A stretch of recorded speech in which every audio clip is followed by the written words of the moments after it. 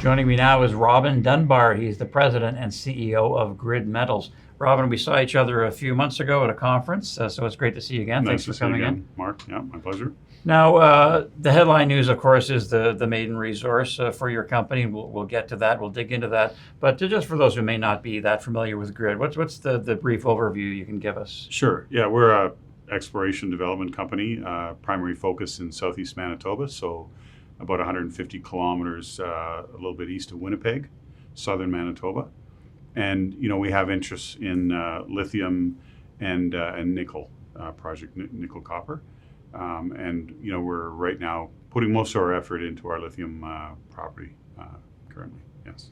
So your big news release came out about a month ago or so, and there's a lot of news in there. So let's take it piece by piece. We'll start with the actual resource estimate: 6.81 million tons inferred at nearly 1.4% grade lithium oxide. So as you see it, what are the main highlights of the resource estimate? Yeah, as the guys who were doing the technical report said, it's kind of a very distinct ore body, a quality ore body. It's really good grade. It's in two dikes, and they're not that wide, but they're extremely consistent, and they are 90% spodumene. So when you're looking for lithium, really what you're looking for is the mineral spodumene, which contains about 8% lithium, and that's what you upgrade. And so the ore bodies are vertical, they're extremely consistent, and the grade's good. So they're open to depth, and there's about 2 million tons, close to surface that we could potentially open pit. So it's a really nice first pass on establishing a significant resource there. Yeah. Now, another piece of news is this binding lease agreement with a company called 1911 Gold, sorry. Yeah. And they own the True North Mill in Manitoba. And so you've struck a deal for the production of lithium spodumene concentrate. So how did that come about, and what are the broad strokes of that arrangement? Yeah, it came about because if you're looking at, taking a lithium resource into production, to get permitted, might take you 7 years in Canada, could be longer, could be slightly less. And then the capital costs have been going up, and a mill like True North might be around $300 million plus. So, we saw that mill was about 80 kilometers away. It wasn't really producing anything. And we knew it was a flotation circuit, so we thought, well, actually it could be potentially converted to process lithium. And so, we just engaged with the owners there and the management and the board, and we tried to strike a deal, which we did, to lease the mill, and give us really a shortcut into production without having to go through the construction and permitting of a facility. So there will be some costs, obviously, capital costs of converting the mill and reconfiguring it if we can do that. But we think we can, and we're doing the work to do the due diligence on that now. Okay, well, let's stick with that. And this question is partly for my edification and for the viewers as well. But so a lot of moving parts in that deal, it seems. Yep. Upfront payments, installment payments, milestone payments, net smelter royalty, various fees. So can you explain the structure of it and Sure. Give us a rough estimate of the overall cost? Yeah, I mean, we structured it again as a lease because we thought that was best for us, and I think eventually 1911 could get back to producing gold again. So we came in really in the first year. The financial obligations for us are about $2.7 million, and then after that, there's some $25,000 to $30,000 a month of costs that we'll cover, and then $1 million at the end of 2024 and $1 million at the end of 2025. Then, so that's really the financial payments. And again, that's for a facility that would cost us $300 million to build, right? So it's relatively small beans. Where we wanted to strike a deal that was a win-win was that if we're successful in producing spodumene and running material through the mill, we would pay them a royalty, 1% royalty, and we'd also pay them on a per ton basis, so that their shareholders would really benefit from the deal, and that would give them enough working capital to really recapitalize their business and go out and look for gold in the Bassett Gold Camp. So we think it's relatively light payments for us, and it's a win-win if we can start producing lithium from the plant. Right, so everybody benefits ultimately. Now, you've also got the Tanko mine nearby, which you've discussed before, and so you've got a memorandum of understanding with Tantalum Mining, which owns that, Yep. and so obviously you want to get that to a definitive agreement. So where does that stand?